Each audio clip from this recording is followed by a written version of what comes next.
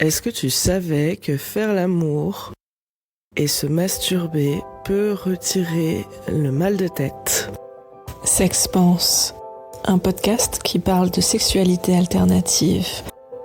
Salut, je suis Lorraine Cosno, je suis sexothérapeute et thérapeute de couple. Et dans ce podcast, je vais te partager mes expériences et mon expertise. Bon, aujourd'hui j'ai la crève, donc tu vas avoir une voix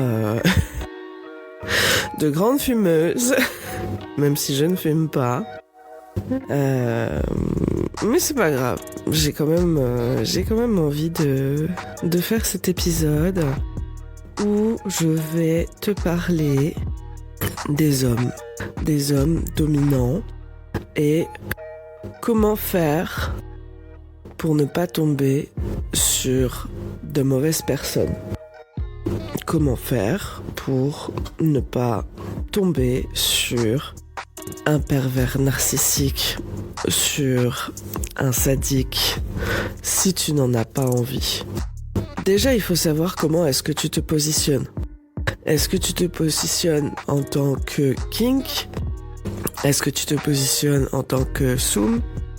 Ou est-ce que tu te positionnes en tant que explorateur, exploratrice? Et du coup, tu ne sais pas. Est-ce que tu as confiance en toi? Est-ce que tu as confiance en les autres? Est-ce que tu as des doutes, des peurs? Et comment tu te sens par rapport à ton corps, par rapport à ta sexualité? Toutes ces questions, elles sont super importantes.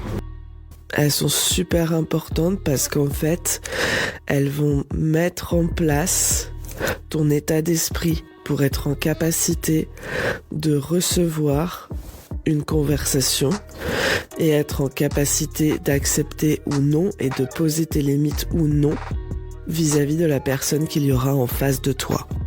Et c'est ça la subtilité. Parce que une même conversation, une même situation, selon ton état d'esprit, ne sera pas du tout interprétée pareil.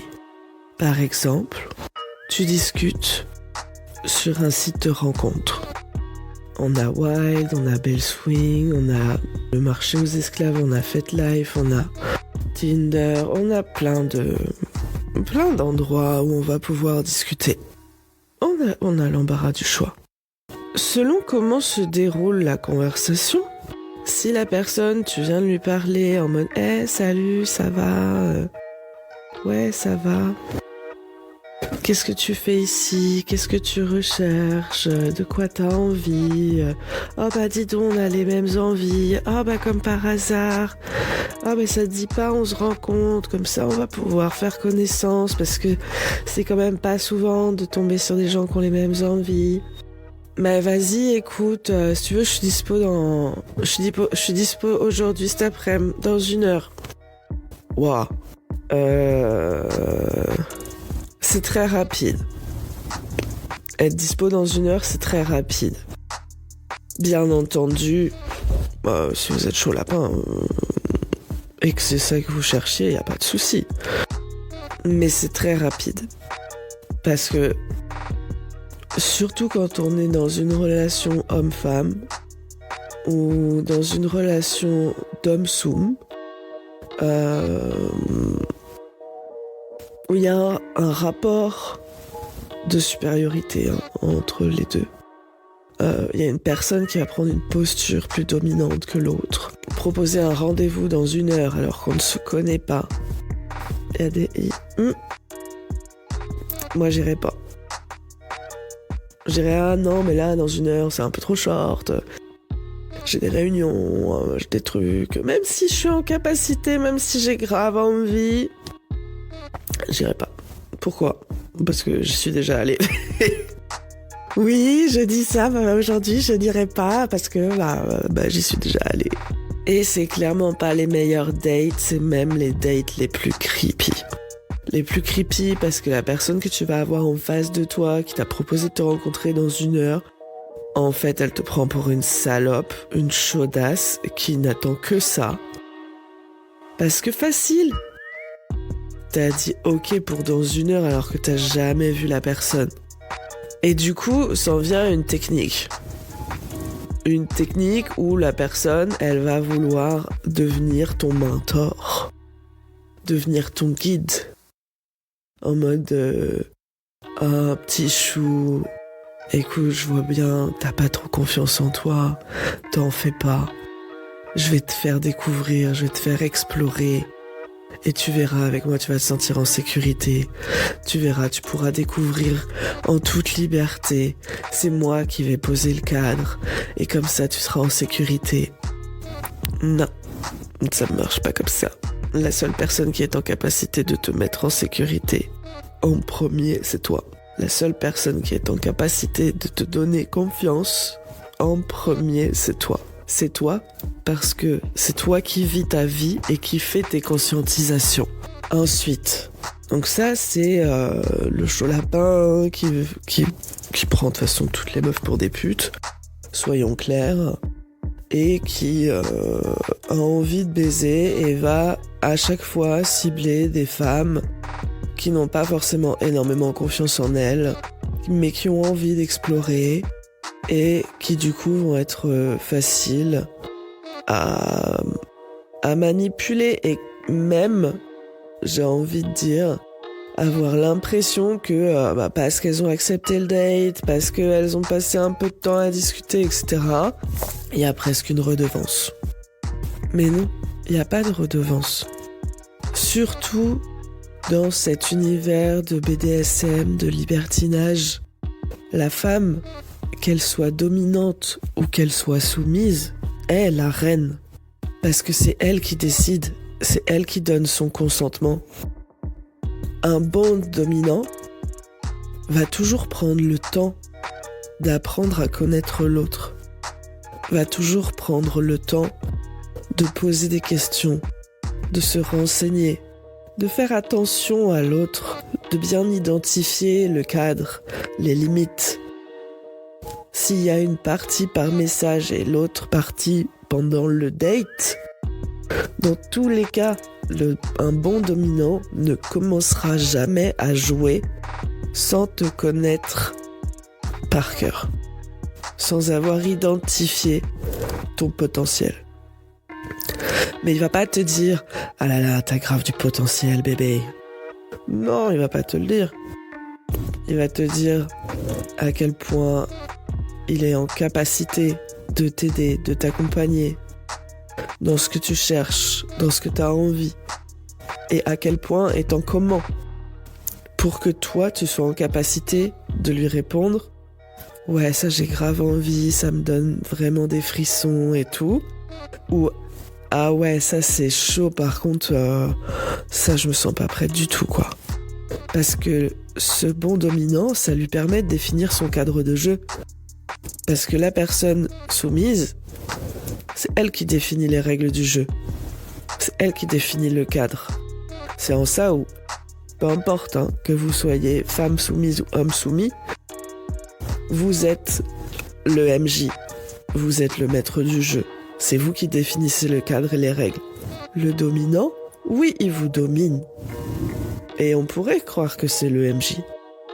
Mais non, le dominant, c'est le joueur. Il a son cadre, il a ses règles du jeu. Et là, une fois que ça c'est clair, il en fait ce qu'il veut. Mais c'est la nuance. C'est que dans tous les cas, même si on a envie d'un rapport de domination, en fait, le rapport est égal. Le rapport est équitable. Parce qu'on est dans le consentement. Et du coup, même si on accepte de se faire dominer, il y a des conditions. Les conditions étant notre désir, une réponse à notre fantasme, etc. Du coup, sur un site, c'est hyper important de faire attention à certaines choses quand on va discuter. Bon, déjà, au-delà des photos, de est-ce que la personne, elle vous plaît physiquement, est-ce que vous avez l'impression qu'elle fait dominante, etc. physiquement. En vrai, c'est un appât, mais ne vous basez pas là-dessus. Parce que la personne, en vrai, dans la vraie vie, quand vous la rencontrez, elle aura pas forcément la gueule et le physique de ses photos, parce que les photos, on essaye toujours de les prendre de telle façon à ce que ce soit notre meilleur profil. Donc peut-être que vous vous ferez une image de la personne sur sa taille, sur son gabarit, sur plein de choses, et que une fois en vrai, ce soit complètement différent. Non, ce qui va être important, c'est que vous fassiez attention à la description et que vous fassiez attention à la façon dont il discute avec vous. Dans sa description, s'il est déjà à exprimer comme quoi il ne sera pas dans le consentement, que de toute façon vous êtes toutes des chiennes et qu'il cherche une petite salope pour se plier à ses désirs, ouais, ça peut être excitant à lire. Mais on n'est pas dans un porno. Et même si c'est excitant à lire, il y a une notion de respect qui est très importante dans la domination. Et si de base, il traite toutes les personnes qui viennent le lire de salopes et de petites chiennes, le respect, il est pas là.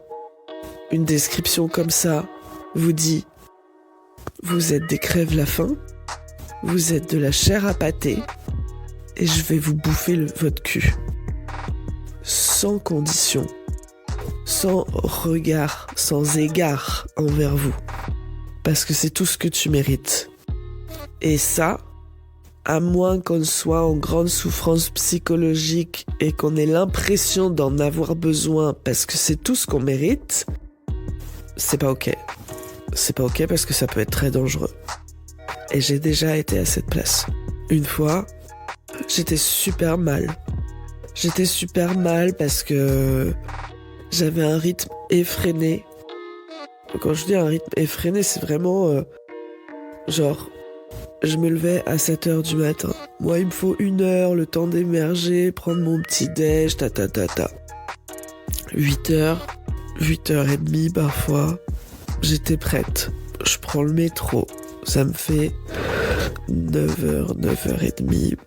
Selon là où j'habitais à l'époque, des fois, ça me prenait 1 heure à 2 heures de faire le trajet jusqu'à mon travail. Donc j'arrivais vers, dans les bons jours, 10-11 heures. Au taf, j'arrivais vers 10-11 heures. Mais j'étais chaude comme la braise, j'avais énormément de mal à me concentrer. Du coup, j'allais au taf en portant des boules de geisha. Parce que dès que j'avais une montée de désir, eh ben, je bougeais un peu, je serrais les fesses et ça me soulageait grâce aux boules de geisha. Et j'allais souvent aux toilettes pour me caresser parce que j'étais ancienne d'info quoi, donc forcément j'ai énormément de désir. Je vous dis ça, j'étais sur la fin de... Enfin vraiment j'étais adulte quand j'avais 25-26. Je passe ma journée, ouais, à une époque il y avait même un collègue avec qui on se draguait et on avait des conversations très très chaudes. Et d'ailleurs je vous ferai l'histoire un jour. Et le soir, si j'avais pas de plan cul, je restais jusqu'à 23h. Et puis à 23h, ça me laissait le temps de me trouver un plan cul pour qu'à 23h, je puisse baiser, quoi. Si j'avais un plan cul, je partais vers 19h, comme ça. 20h, j'avais mon plan cul. On baisait. Et on baisait souvent jusqu'à minuit, 2h du matin. Et puis je me couche et je recommence. J'avais entre 1 et 2 plans cul par jour. Des fois 3 le week-end. Ça pouvait aller à 3 plans cul dans la journée. Matin, midi, soir. Et une fois, j'ai accepté un date dans l'heure. Parce que j'étais trop en chien, j'avais trop envie, j'avais énormément de pression en moi, dans mon corps. Et c'était vraiment vital, quoi. Et en plus, je m'en voulais énormément d'avoir ce rythme de vie. Parce que je voyais bien que c'était pas sain. J'arrivais pas à tenir les deux bouts. Je m'éclatais au travail, mais j'avais pas vraiment envie d'y aller parce que mon métier me passionnait, mais pas du tout le sujet sur lequel je travaille. Et du coup, cette frustration, je la mettais dans le cul. Mais il y avait aussi beaucoup de mal-être en moi, beaucoup de méchanceté envers moi-même, et un vrai problème de confiance en moi sur pas mal de choses. Et du coup, quand j'abordais une personne, je l'abordais forcément en me sentant moi inférieure, en me sentant moi moins connaisseuse des choses. Et même encore aujourd'hui, ça m'arrive. Mais en fait, les gens aujourd'hui, ils me disent « Non mais Lorraine, tu connais tellement de trucs, t'as fait tellement de trucs. Nous, on est des bébés à côté, en fait. » Même des personnes de 50, 60 ans, qui, à mon sens, du coup, ont forcément eu plus de sexualité que moi, me disent « Mais t'as tellement d'expérience et tout. » Et moi, je suis en mode... Je le sais, mais en même temps, j'ai pas envie d'y croire que j'ai autant d'expérience. Et pourtant, ça m'est utile tous les jours dans mon travail pour vous accompagner. Donc, mais bref. Donc du coup, j'ai accepté ce date. Et c'était pas un date en pleine journée, c'était un date le soir. Rendez-vous, place de la République. Lui, veste noire en cuir, il m'attend. Il m'a demandé de mettre une mini-jupe parce qu'il adorait les mini-jupes. Donc j'arrive en mini-jupe et puis moi, je me pose pas plus de questions que ça, j'ai juste envie de baiser, il a l'air assez chaud. Et voilà. On va à l'hôtel Régent, qui est juste à côté, qui est super joli, qui paye pas de mine de l'extérieur, mais à l'intérieur il est super joli. Et il prend une chambre, et puis il y a un autre couple qui nous fait des clins d'œil en mode on a très bien compris pourquoi vous êtes là, nous aussi on est là pour ça. Et il me dit tu voudrais jouer avec eux, et je fais on se connaît pas en fait, donc déjà je te connais pas toi, donc on va y aller quand même mollo, hein, on verra. Je dis vraiment on verra. En mode si dans la soirée ils sont chauds, pourquoi pas quoi. Alors que je les connais ni Neve ni Nadan, et même lui je le connais ni Neve ni Nadan quoi. On s'est parlé il y a 3 heures. Littéralement, on s'est parlé il y a 3 heures et on est déjà dans une chambre d'hôtel. En 3 heures, on n'a pas eu le temps de discuter de ce qu'on aime, de ce qu'on a envie et de nos limites. J'ai juste dit comme quoi je voulais pas être fistée parce que je me sentais pas en condition là à ce moment-là, ni vaginalement ni analement parlant, surtout pas analement parlant en fait. Et que voilà, moi je voulais pas être sa soumise, c'était pas mon délire en ce moment, mais que j'étais maso et que il m'a dit moi je suis sadique, donc écoute ça sera très bien. Sauf que il y a eu des jeux sadiques, ouais, mais des jeux sadiques qui m'ont pas plu. Alors il y a eu des jeux sadiques qui m'ont plu, en soi c'est et la pire et l'une des meilleures soirées de cul de ma vie en fait. Mais dans ce qu'il y a eu de pire, et c'est aussi moi qui étais en chien et qui a pas mis des limites claires quoi, et qui aurait juste dû ne pas accepter ce plan. J'ai dit que j'étais pas soumise. Il me force à m'agenouiller et me mettre un collier où il y a écrit salope dessus, et m'oblige à me regarder dans le miroir et me dit de dire je suis une salope en me regardant dans le miroir. Et ça, c'est du brainwashing. On en a parlé avec Dame Satira dans l'un des épisodes précédents. C'est du brainwashing pour une personne que tu viens de rencontrer. On a dit on faisait du sadomasochisme, et là il te fait un brainwashing, même si c'est un brainwashing qu'on peut dire ouais non mais c'est bon, c'est qu'un collier avec écrit salope. Non, une personne qui est mal dans sa peau, qui a pas confiance en elle, qui a en plus des crises de nymphomanie, mais même au-delà de la crise de nymphomanie quoi, pas confiance en elle, mauvaise estime d'elle, etc. Se regarder dans le miroir et dire tu es une salope, ça veut dire elle se le dit à elle-même. Ça peut écrire en elle la croyance qu'elle est une salope. Moi, je suis une têtue, j'ai l'esprit costaud, donc j'ai conscience de l'effet que ça peut avoir sur moi. J'ai refusé, il m'a frappé, j'ai fait, mais je me suis pas vraiment regardée dans le miroir parce que j'avais pas envie de ça en fait. Jusqu'où ça peut emmener un truc comme ça? Bah à force de dire, et en se regardant dans le miroir, je suis une salope, déjà on va potentiellement de plus en plus devenir une salope en croyant qu'on est une salope, et une salope n'est pas la même chose selon chacun les croyances que l'on a, et une salope peut très bien aller jusqu'à devenir une pute, droguée, prête à tout, pour tout. Et là, on est dans la déchéance humaine. Donc ça va pas. Il a essayé de m'attacher, alors que je lui ai dit ne pas aimer ça. En fait, tous les trucs que je lui ai dit ne pas aimer, il a essayé de les faire. Alors que pour moi, c'était des limites. Lui, c'était ses axes de jeu. Bon, c'est le principe aussi des vrais sadiques. Mais là, c'était trop en fait. Moi, c'était sadique douleur. Je voulais pas sadique psycho. Et on n'avait pas du tout discuté de sadique psycho. Et c'est en ça où ce que Dame Satira disait la dernière fois, que c'est important de dire ce qu'on veut pas. Et qu'il y a des gens qui, quand tu leur dis pas ce que tu veux pas, et ben, comme tu l'as pas cité, ils vont partir du principe que t'es ok. Ça existe vraiment. Et notamment, cette personne-là, je n'ai pas exprimé le fait de ne pas vouloir de sadique psycho.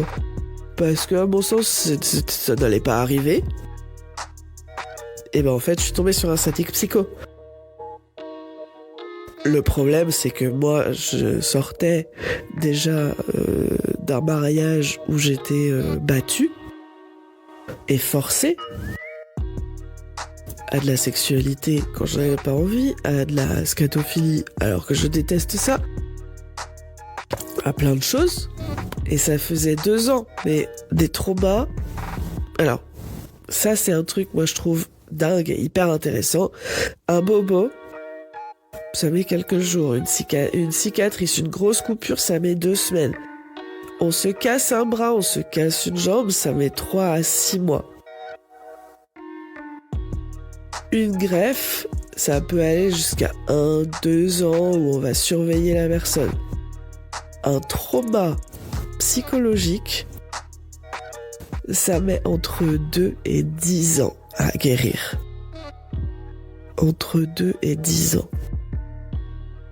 Et je vais vous dire, je me suis sentie libérée de mon trauma lié à mon mariage que quand je suis devenue sexothérapeute.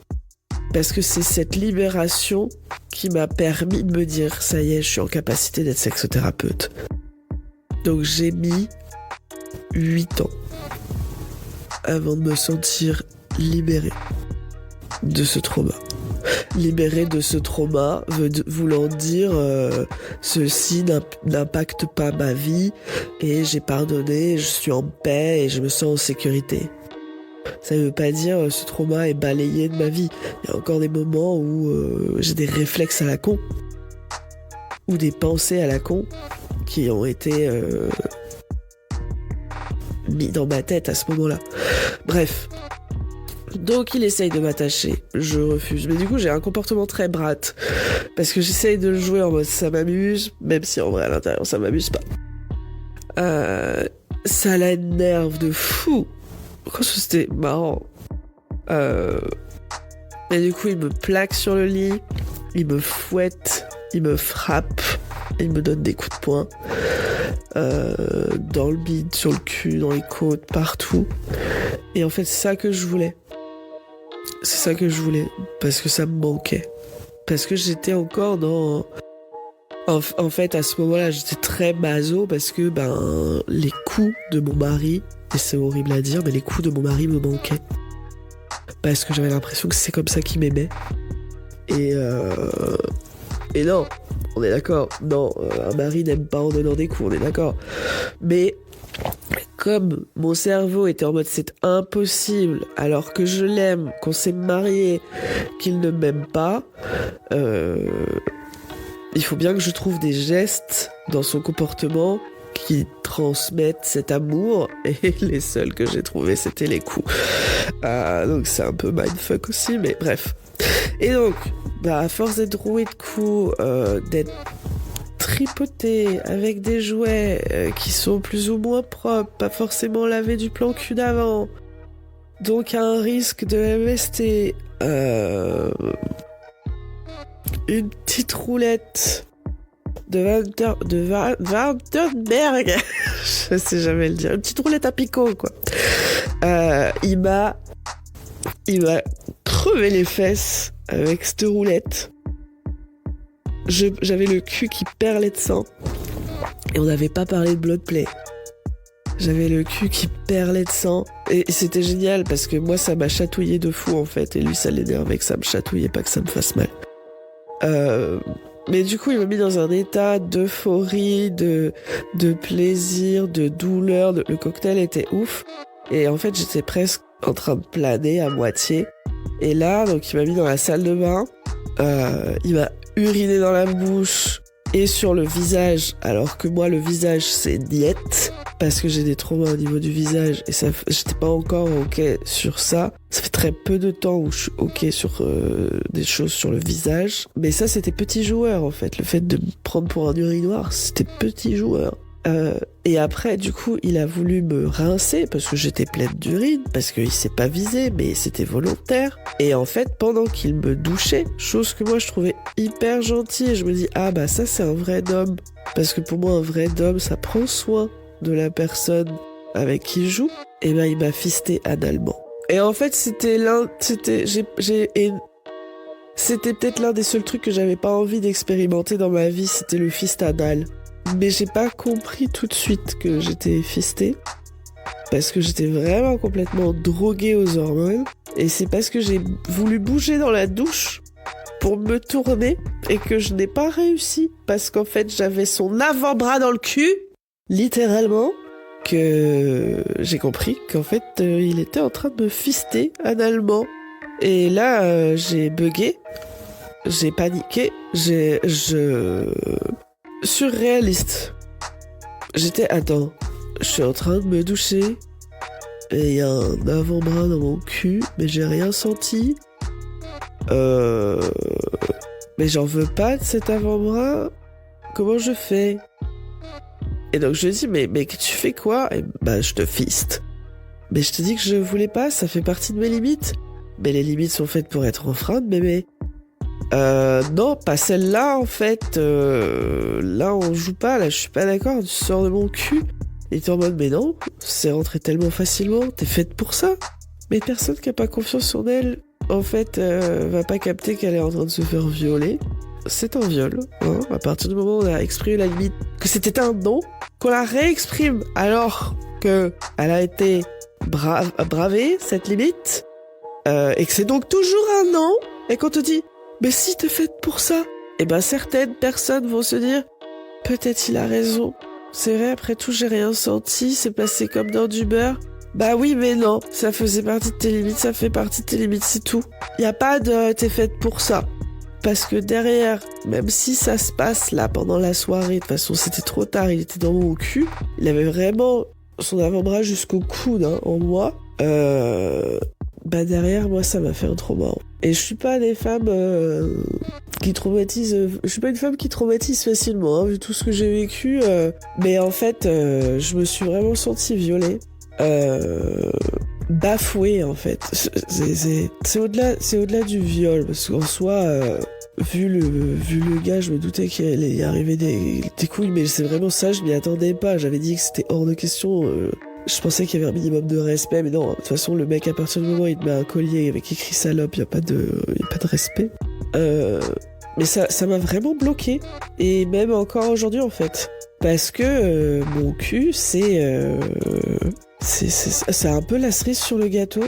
Je le donne à quasi personne, en fait, maintenant. Alors que avant c'était porte ouverte, entre guillemets, hein. Allez pas vous faire des idées, hein. Entre guillemets, porte ouverte. Mais l'anal, c'est ce que je préfère, en fait. C'est ce qui me donne le plus de sensations. Vaginalement, j'ai du mal à avoir un orgasme. Clitoridiennement, j'ai aucun souci. Mais vaginalement, j'ai du mal à avoir des sensations, j'ai du mal à avoir un orgasme. J'essaye d'être connectée à moi, je fais beaucoup de respiration ventrale, etc. Voilà. Mais analement, c'est ouf. J'ai des orgasmes de malade analement. Et ce mec, en fait, il a tout brisé en moi. J'ai pas fait d'anal pendant plus d'1 an et demi. Jusqu'à tomber sur un mec qui me disait, lui, c'est vraiment son péché mignon, c'est sa spécialité. Et on a vraiment beaucoup discuté. Et aujourd'hui, c'est encore un ami. C'est vraiment son domaine d'expertise, l'anal, quoi. Et en fait, c'est la seule personne avec qui j'ai suffisamment confiance pour me détendre suffisamment et vraiment passer un bon moment, quoi, aujourd'hui. Bref, des manques de respect envers mon corps, envers moi-même, j'en ai connu beaucoup. Des viols, j'en ai connu beaucoup. C'est comme ça.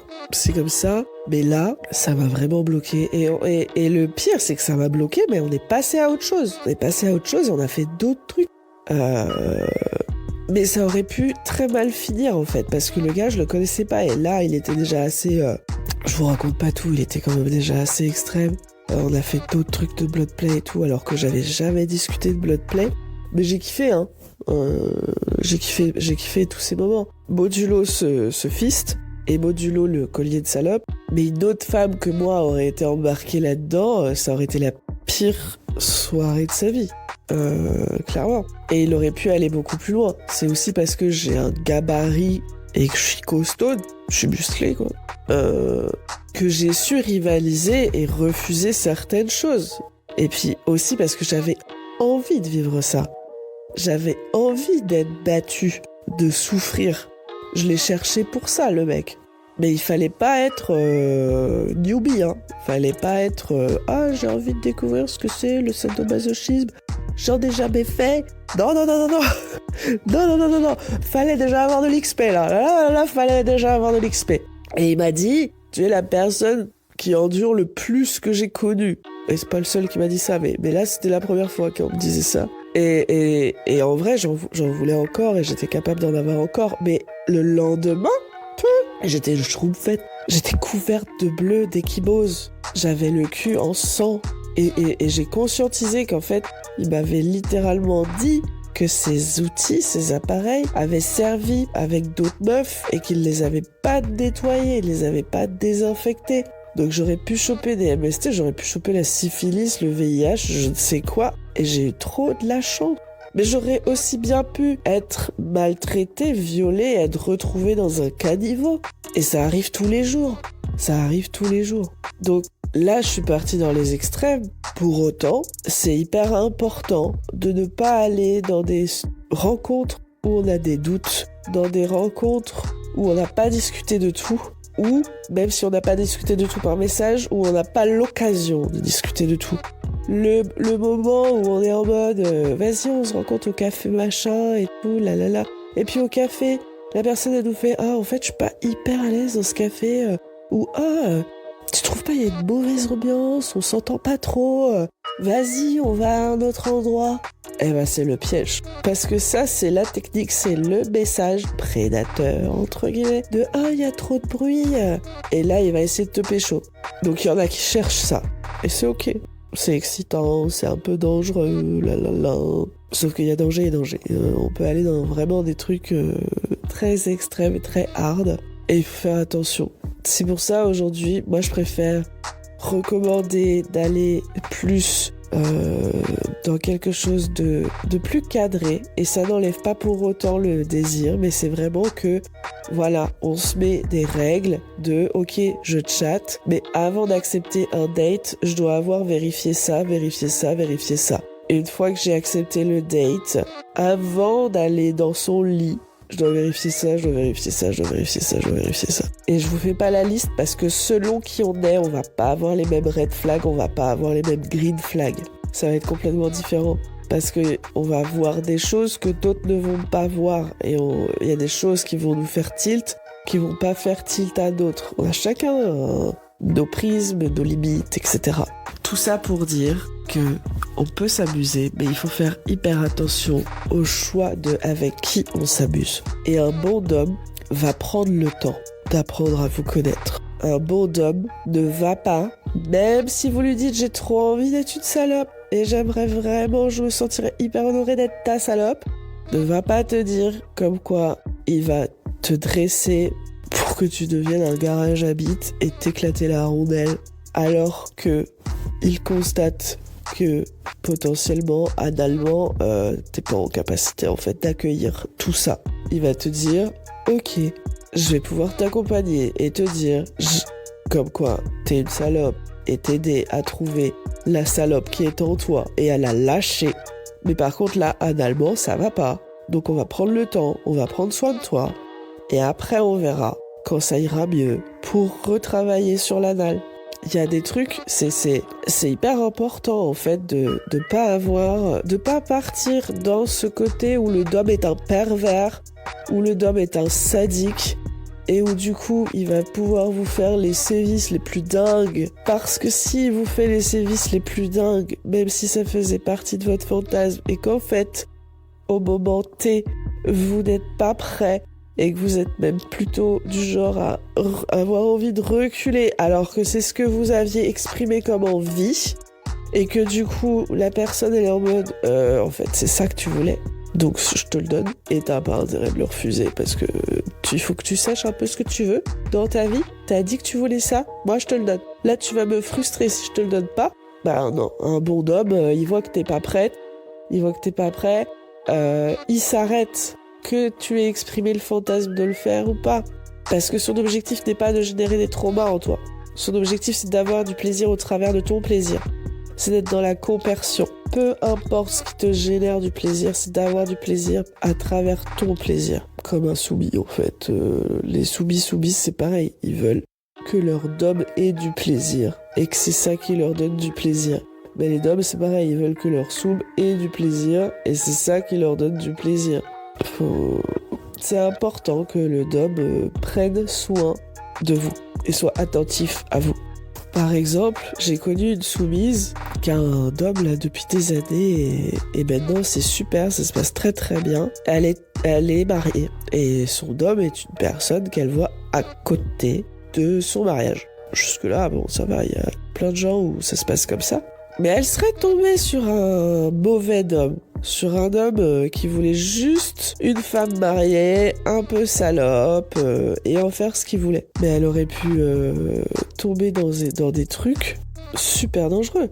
Mais non, elle est tombée sur un homme, elle a eu de la chance, elle est tombée sur un homme super, qui a pris le temps de discuter avec elle, voilà, qu'est-ce que t'aimes dans la vie, qu'est-ce que tu fais, est-ce que t'as des choses qui te bloquent, comment ça se passe avec ton mari, pourquoi tu vas voir ailleurs, toutes ces questions-là. Et puis, ils se sont définis des choses à améliorer dans sa vie à elle. En fait, je suis assez timide, je suis mal à l'aise avec mon corps. T'es timide, t'es mal à l'aise avec ton corps, on va travailler là-dessus. Je vais te rendre à l'aise avec ton corps. Déjà, tous les jours, tu vas m'envoyer des photos pour que je vois à quel point t'es sexy. Tu vas refaire ta garde-robe de lingerie.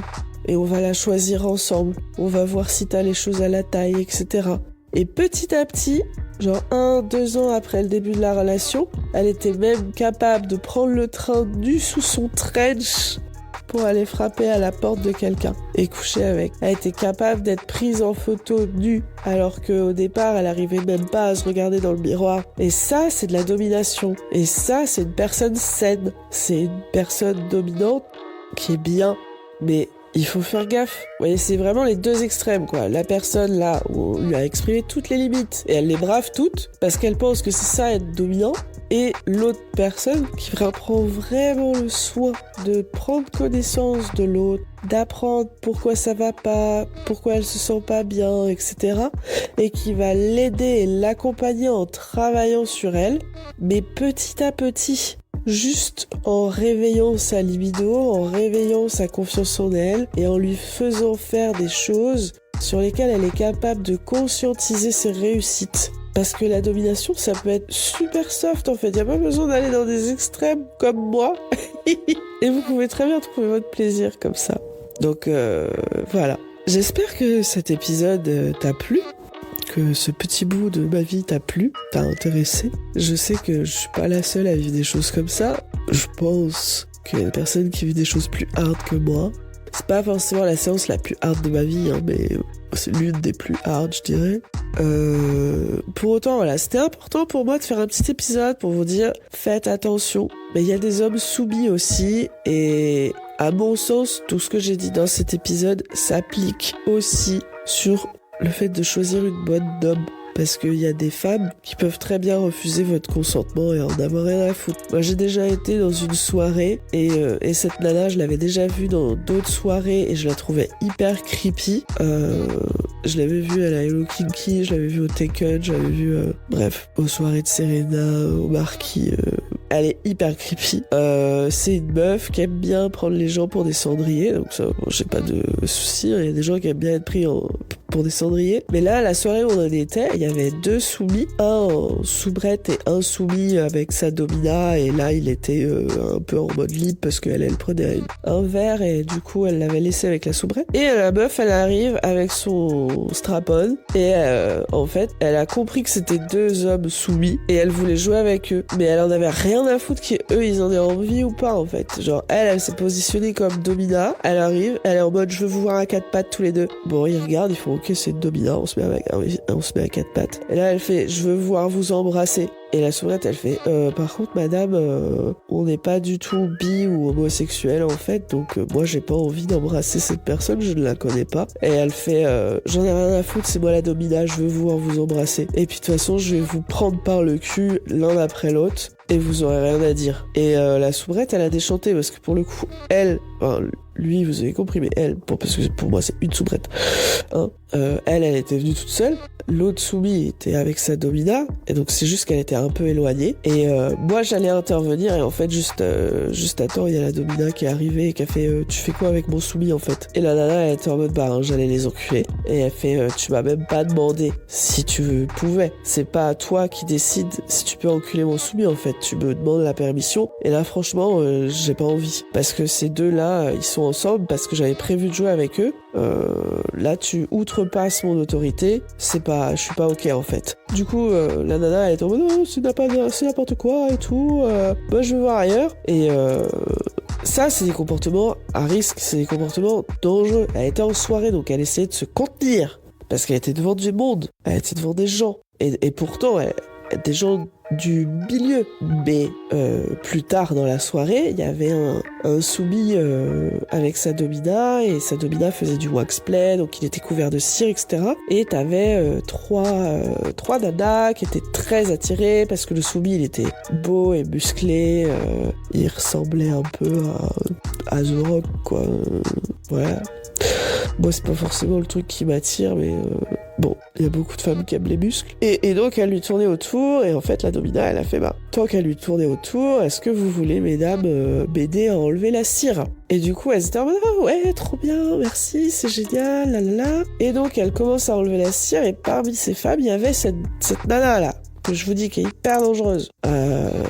Et quand je vous dis à quel point elle est dangereuse, c'est qu'au moment où la domina elle arrive avec sa mini serpe, donc un couteau arrondi qui tranche bien pour enlever la cire au niveau de sa verge, elle lui chope les couilles. Mais le gars, déjà que c'est stressant de se dire qu'il a une lame qui parcourt son corps, qui s'approche de son intimité alors qu'elle est hyper tranchante, même si c'est comme ça qu'on enlève la cire, bah là il s'est fait choper les couilles. Donc il a eu le réflexe de lever les jambes en mode mes couilles. Sauf que elle, la domina, elle était en train de s'approcher de la verge avec la serpe, la verge de son soumis. Donc elle aurait pu blesser son soumis, lui couper la verge, sans pour autant faire une ablation, hein, on est d'accord. Et en plus, elle lui a fait mal aux couilles et elle voulait pas lui lâcher les couilles. Et la domina a dû se fâcher pour lui exprimer à quel point elle a mis en danger son soumis à cause d'elle. Et du coup, elle a été mise à part de la soirée. Mais elle était pas contente en plus, quoi. Donc elle met en danger le soumis d'une autre domina. Elle brave le consentement de 2 soumis qui sont déjà réservés pour une domina. Tout ça dans une soirée. Donc imaginez ce qu'elle peut faire en privé. Donc des gens un peu tarés, il y en a partout. Des gens qui vont pas dans le consentement, il y en a partout. Il faut savoir ce que vous voulez. Il faut pas vous prendre pour de la merde. Même si vous avez envie d'être traité comme une carpette, choisissez bien les chaussures qui vous marchent dessus. C'est important. Parce que vous avez peut-être envie d'être traité comme une carpette, mais vous avez peut-être pas envie d'être couvert de crottin. Vous avez peut-être envie de plus d'avoir des escarpins, des jolies chaussures qui vous marchent dessus, avec respect, avec un minimum de considération. Allez, je te dis à la semaine prochaine, on fera une interview.